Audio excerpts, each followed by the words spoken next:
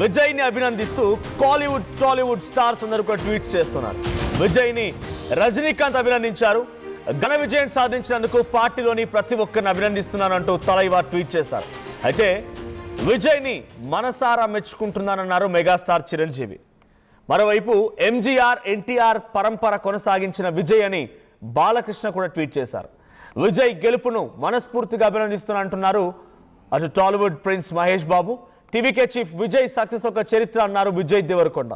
ఇక Vijay successful wonderful అని రాజశేఖర్ కూడా ట్వీట్ చేశారు. పలువురు ప్రశంసలతో విజయ్ని ముంచెత్తున్నారు. సో మీకు ఒక్కొక్కరుగా వరుసగా ట్వీట్లు చూపించే ప్రయత్నం చేస్తున్నాను. సో మీ ఆర్టీవీ స్క్రీన్ పై చూస్తోంది ఫస్ట్ రజనీకాంత్ ట్వీట్ ఇది.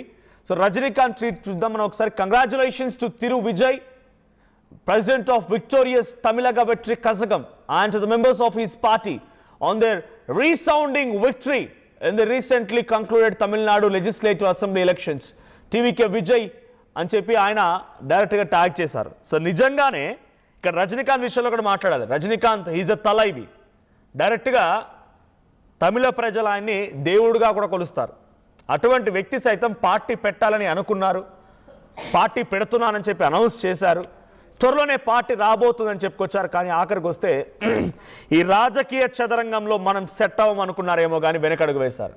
కమల్ హాసన్ కూడా పార్టీ పెడతానన్నారు, పార్టీ పేరు అనౌన్స్ చేశారు. ఆ తర్వాత ఏం జరిగిందో తెలియదు, సైలెంట్ అయిపోయారు. మళ్ళీ ఒక రాజ్యసభతో సరిపెట్టేసుకున్నారు.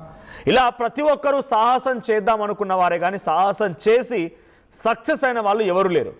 అది తమిళనాడులో అయినా తెలుగులో అయినా ఎక్కడైనా కూడా ఇండివిజువల్గా సక్సెస్ అయిన వారు ఎవరు లేరు. For the first time cinema industry మొత్తం కూడా ఎక్కడైనా ఎప్పుడైనా ఎప్పటికీ గుర్తుండిపోయేలా గుర్తుంచుకునే వ్యక్తి టీవీకే విజయ్.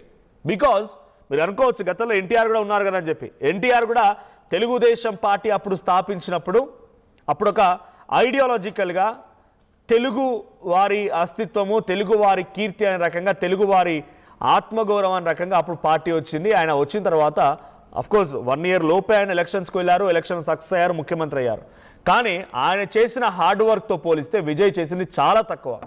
ఎంత హార్డ్ వర్క్ అంటే మీరు ఆయనకు సంబంధించి అంటే యంగ్ జనరేషన్స్కి చెప్తున్నాము. యంగ్ జనరేషన్స్ మీరు స్టోరీలో విన్నా, లేదంటే కొన్ని సినిమాలు ఆయన బయోపిక్ కూడా వచ్చింది ఎన్టీఆర్ది.